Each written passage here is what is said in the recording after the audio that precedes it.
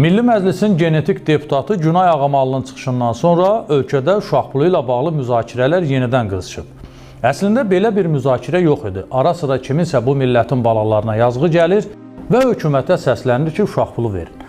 Lakin Günay Ağamalının dediyindən belə anlaşıldı ki, uşaq pulu verilsə valideynlər işləməyəcək. Uşaq pulu tənbəllik yarada bilər.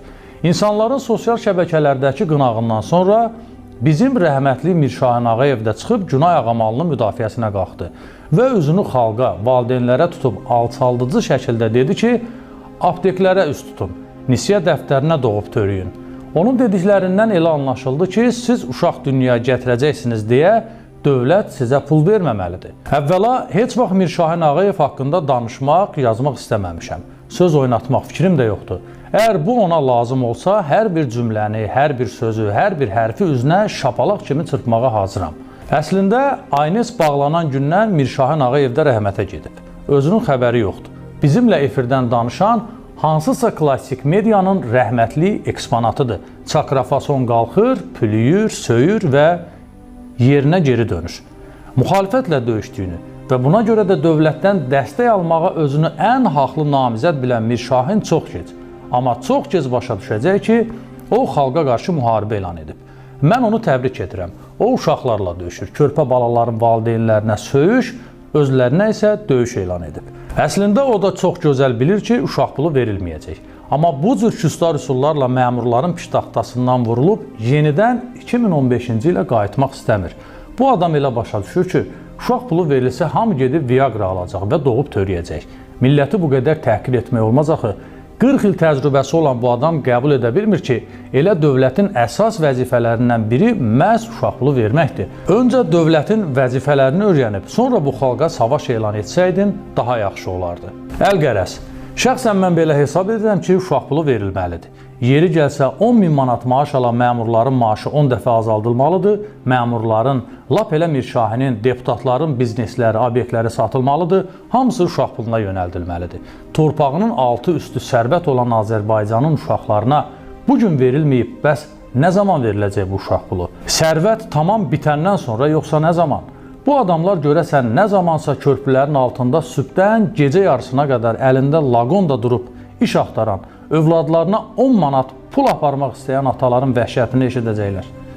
Nə zaman görəcəklər ki, övladına çörək pul aparmaq üçün hər cür alçaqlığın qarşısında dilini, dilçəyini, mənliyini, ləyaqətini içinə soxub gizlədən 10 minlərlə kişi var. Bu kadrlara diqqətlə baxın. Mozalanın köhnə kadrlarıdır. Bu kadrlarda özünü görən nə qədər adam var. İzləyək. Ailə yanında xəcalət çəkirəm.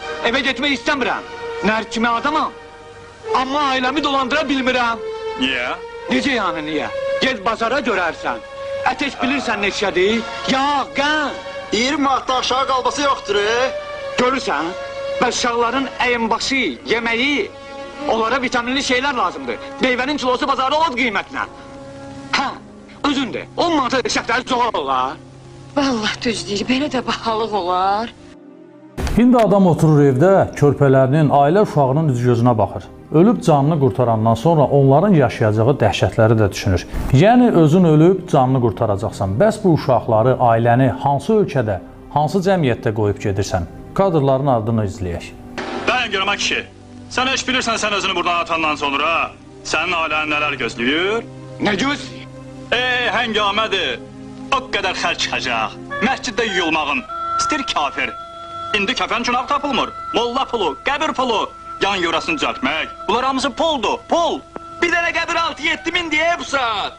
Hələ bu qəbrin yan yörəsi, üstünün yazısı, ayın tarixi, ayataca bizi hara qoyub getmişsən. 15 mindən qutara bilməyəcəksən. Düşürsən, hə? Hələ 3-ü, 7-si, cümə axşamları.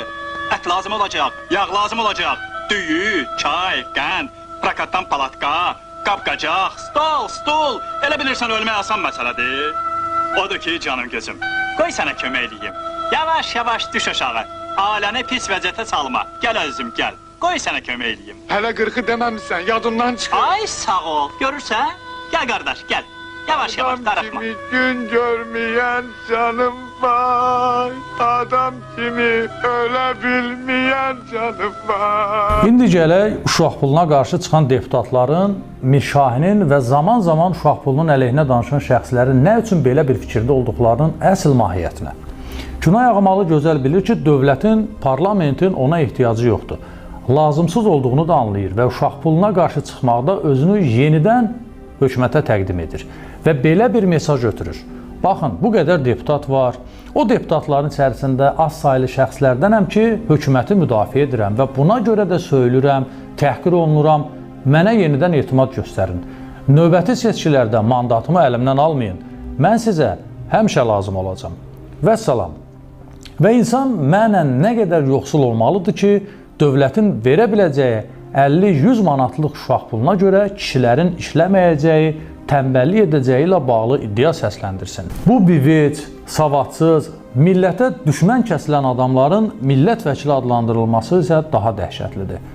Əziz hökumətimizə isə səslənirəm. Əmin olun, Mirşahinin, Günay Ağamalının bu cür çıxışları insanlarda qızıq yaradır. İnsanlarda nifrət hissi daha da güclənir.